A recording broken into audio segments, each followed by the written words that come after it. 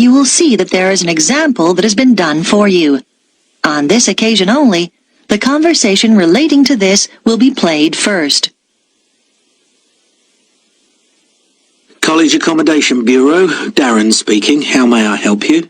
Oh, good morning. I'm starting at the college in September, and I need to find some accommodation. Right. Well, there are various options. The first one is to stay in college accommodation. That'd be a single room. The first type of accommodation is a single room in the college, so single room has been written in the space. Now we shall begin. You should answer the questions as you listen, because you will not hear the recording a second time. Listen carefully and answer questions 1 to 4. College Accommodation Bureau, Darren speaking. How may I help you? Oh, good morning. I'm starting at the college in September, and I need to find some accommodation. Right. Well, there are various options. The first one is to stay in college accommodation. That'd be a single room. How much would that cost? Well, it depends. For a standard room, you're looking at £3,276 for the year. That's just for a room with wash basin. Or £3,834 if you want an ensuite. That's with your own small bathroom. I see. That's more than I expected. It does include heating. That's quite a saving because energy costs can be high, especially in winter. Does it include meals as well? No. All our rooms are self-catering now. There's a shared kitchen on each corridor where you can cook if you want to, or there are plenty of places to eat out on campus. Okay, and you said that's the price for the whole year? Well, you pay annually, but actually it's for 36 weeks. It doesn't include holidays. You have to vacate the room then. I'd need somewhere to stay in the holidays. I can't afford to go home. The flights are too expensive. Well, there is another option. Several families who either work at the college or have children studying here offer visiting students a room in their homes. Oh? We call this arrangement Home Welcome, and we've still got a few places left at the moment. You pay £150 per week, and that includes breakfast, a packed lunch, and dinner, as well as heating. Is there a contract? Do you have to stay for the whole year? No, it's flexible. It sounds really good, but I'm not sure. I really want to be a little more independent.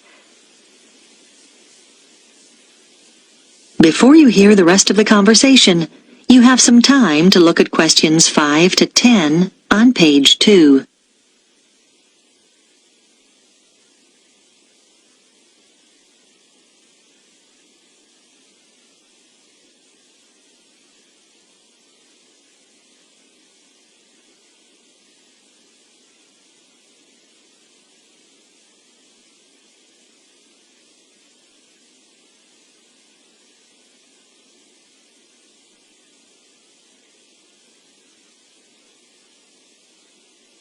Now listen and answer questions 5 to 10. What about finding somewhere to live off campus? Yes, you can rent a property in town privately. You might want to rent a room in a shared house. You'd have a room of your own and share the kitchen and bathroom with other students. What about if I don't want to share? You can get what we call a studio. They're often quite small, but they'll have everything you need. Right. How much would those two options cost? Well, prices vary depending on which part of town the property's in. Generally speaking, the cheapest is around £275 a month for each student. Oh, that's not too bad. Yes, but it can also be as high as £490, and then you'll have to pay all your other bills. What sort of amount would I be looking at for those? Well, last year, students were paying on average about £43 per month each for gas and electricity. This year, it'll probably be somewhere in the region of £48. That's a lot. Yes, they've gone up quite a bit, and on top of that, you have to pay for water, and that'll probably be around £9. That didn't occur to me. And I guess I'd have to pay for transportation, too. That's right. Most of these properties are quite a long way from the college. Oh, it just gets worse and worse. What's the minimum contract on this type of accommodation? 6 months. And you have to pay a deposit. But of course, you can stay there over the holidays. That's true. And you'd have to provide references. They want 2 from someone in this country. I see. But that's not a problem. If you do choose this option, we can't find the property for you. You'd have to go through the estate agent which manages the property for the owner. Right. Thanks. Well, I think I'd like to see what's available privately. Could you give me the estate agent details? That is the end of section 1. You now have half a minute to check your answers.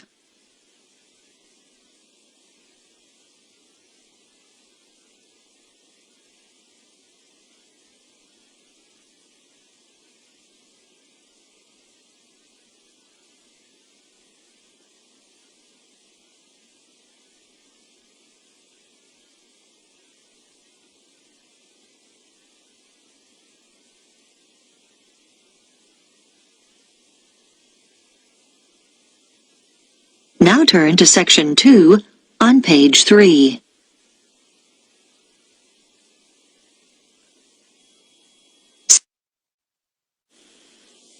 Section 2. You will hear an audio guide introducing visitors to a museum. First, you have some time to look at questions 11 to 15 on page 3.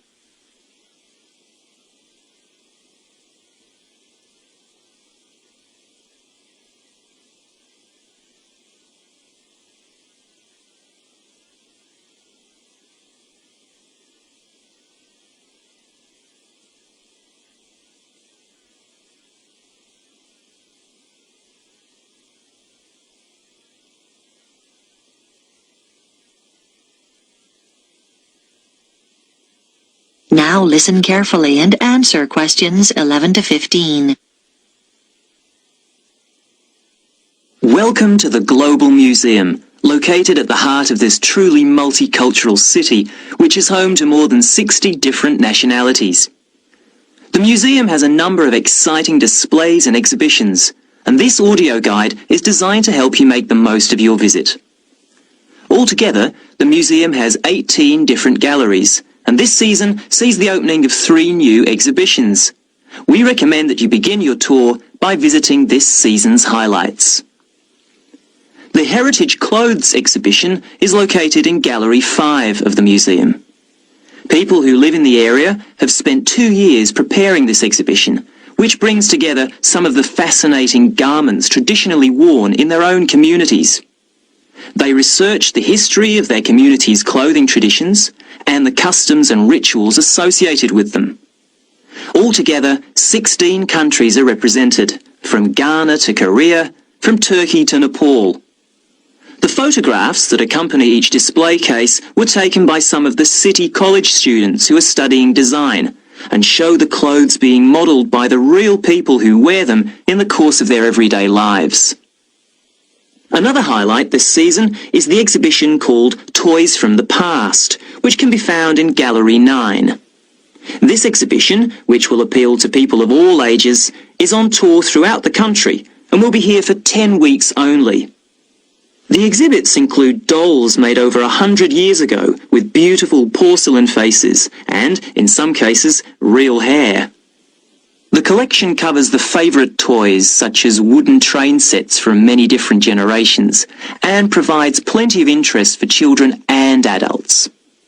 The gigantic board games, which are laid out on the gallery floor, are one of the most popular activities in the exhibition and should not be missed. This exhibition concludes with a special display of miniature toys. These small objects are on loan from countries all over the world, and in some cases measure no more than a few centimetres. There's a tiny car made from matchsticks, a toy aeroplane complete with pilot and passengers made out of seashells, and some exquisite little buildings no higher than 4 centimetres. Before you hear the rest of the talk, you have some time to look at questions 16 to 20 on pages 3 and 4.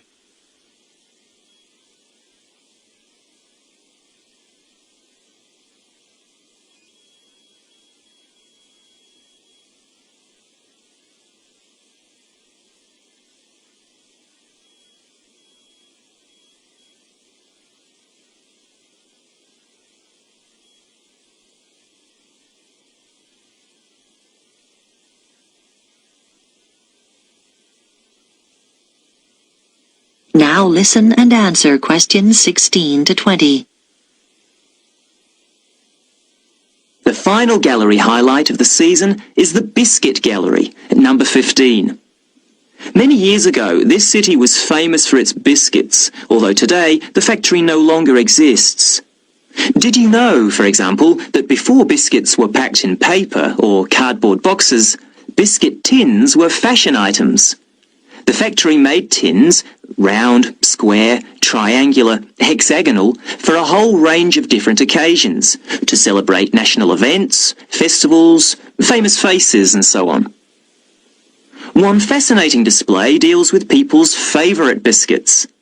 There are sweet biscuits and savoury ones, biscuits filled with jam and biscuits filled with currants, biscuits with pink, yellow and white sugar icing, or coloured sugar flowers. When the factory finally closed, it announced that people's favourite biscuit was not, as you might expect, a chocolate biscuit or one filled with jam and cream, but a plain, savoury one which was eaten with cheese. When you get to the end of the exhibition, there's an entertaining hands-on activity to fill your own biscuit tin. All the biscuits ever produced by the company are piled up on a table along with various tins. The biscuits are made out of thin pieces of wood, but the weight, colours and shapes replicate the original biscuits. Your job is to fill a tin with biscuits so that when the lid is taken off, they sit there as neatly as they did when the job was done by machine. It's not as easy as it looks. If you would like to buy a memento of your visit, there is a museum gift shop selling postcards, souvenirs and handmade pottery next to the information desk on the ground floor. And finally, if you don't want to carry your coats and bags around with you during your visit, please make use of the free lockers provided by the museum. Enjoy your visit. That is the end of section 2. You now have half a minute to check your answers.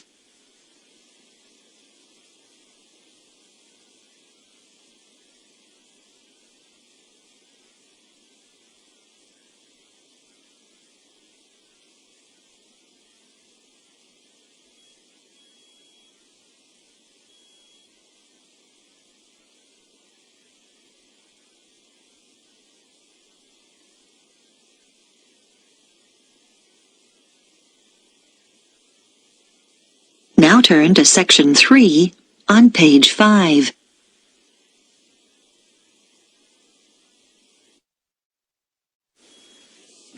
Section 3. You will hear a discussion between a student called Helen and her tutor about an assignment that Helen is working on. First, you have some time to look at questions 21 to 24 on page 5.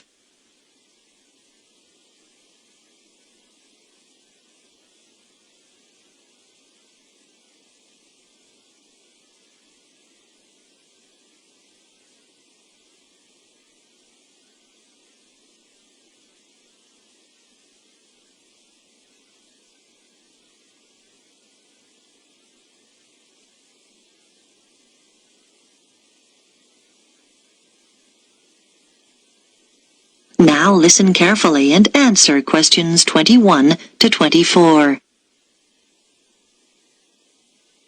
Come in, Helen. How can I help you? Well, I'm doing research for the anthropology assignment, and I was hoping to check a few details. Sure. You chose the topic of Pacific Island tapa cloth, didn't you? What have you found out so far? Well, I was going to introduce my assignment by saying that the tapa cloth is a fabric made from bark, just the outer layer of the trees. It's particularly common in the Pacific Islands, but not exclusive to them. In fact, many other peoples around the world have made high-quality cloth from bark. But what sets Pacific tapa apart is the incredible variety of roles it's played in this region. Yes, nice introduction. Though I think you could be more specific regarding dates. Okay, so what about the raw materials used? Well, tapa cloth is made from several species of tree. In the Pacific, the paper mulberry tree is most common, but it doesn't thrive in all conditions. In fact, it wasn't originally found in the islands, but was carried in their canoes by the first migrants. Tapa is also made from the breadfruit tree, which is convenient because its fruit is a staple food. The paper mulberry tree is only grown for tapa making, though. Yes, that's good. Now, what about the Maori people here in New Zealand? But the Māori don't make tapa now. That's right, and you need to account for it. We know that when Maori migrated here from the other Pacific Islands, they were prepared to make tapa because they brought the paper mulberry tree with them. The thing was, after they'd been in New Zealand a bit, they found the flax plant, which is superior to tapa because it makes a stronger fabric. By the time Europeans arrived in the 18th century, Maori were making all their fabric from flax and had been for some time. Okay. So, with the production process itself, first the inner bark is beaten with wooden hammers to soften the fibres. Then the different pieces are glued together using an adhesive paste made from the arrowroot tuber. This is the only way to fabricate large pieces of cloth because bark strands are too fine to be woven together and stitching isn't strong enough. Before you hear the rest of the discussion, you have some time to look at questions 25 to 30 on page 6.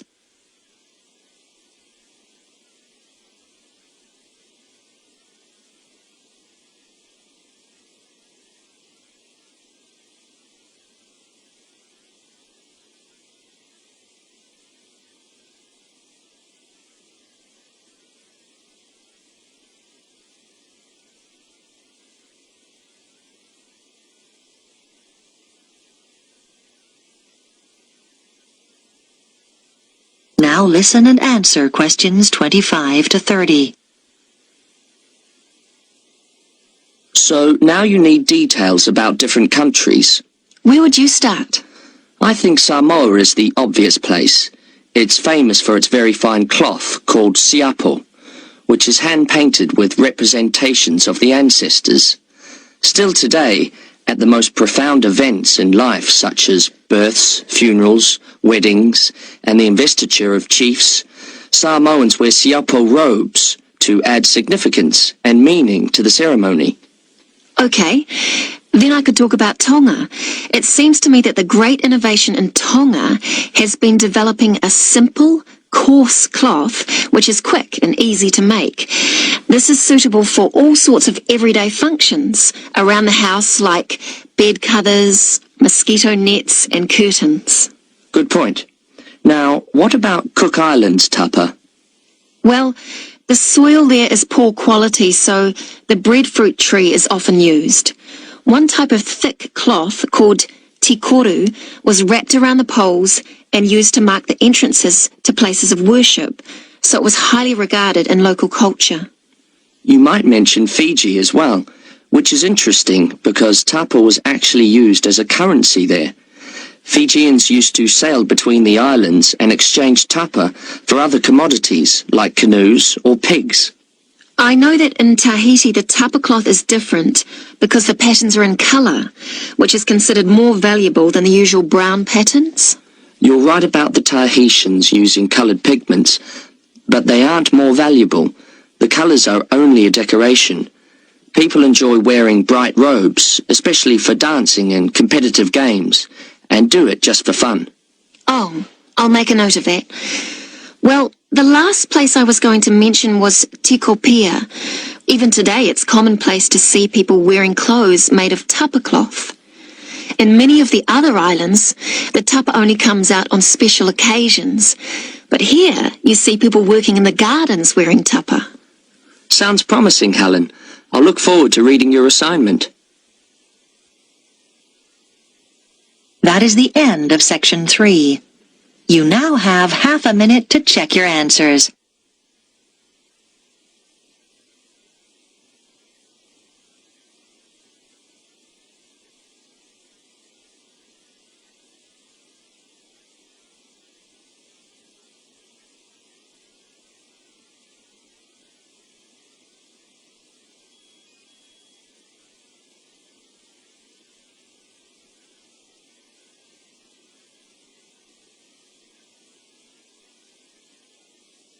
Now turn to Section 4 on page 7.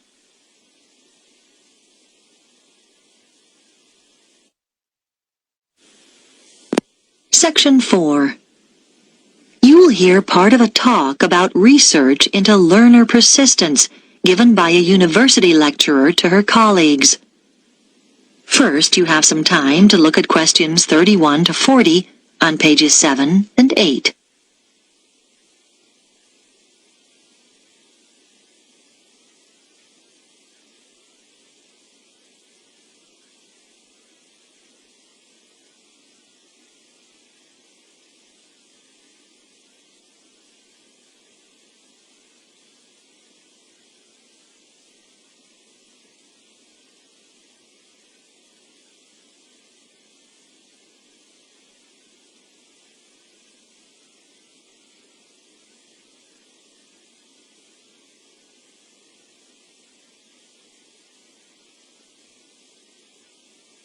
Now listen carefully and answer questions 31 to 40. My talk is about a research study I did over a period of 5 years on learner persistence, why some people stick at academic study better than others. As teachers, you will know that there is a tremendous variation in the learner's response to certain things. For example, a short period of illness might completely destabilize some students and cause them to give up their degree studies. Other learners might overcome tremendous difficulties to stay the course. I am particularly interested in this second group, who are the ones with learner persistence. What I decided to do was design a research study using a sample of my university's third-year undergraduate students, 295 in all, who obviously had already stayed the course pretty well. The sample was drawn from a range of ages, but there was deliberately a significant number of mature students, and all respondents were living at home in the local region. I wanted to have this element of consistency, not having some coming from outside the area and living in university accommodation. It should be noted, though, that there was significant variation in home background to reflect the variation in our student population. I designed questionnaires which were devised to elicit what their concerns had been as they started the course, and what had sustained them throughout the 3 years. Findings from the first section indicated that their worries when they started varied from financial concerns, though this had not been as strong as I expected, to career prospects. But mature students with children tended to emphasize uncertainties about their relationship with them.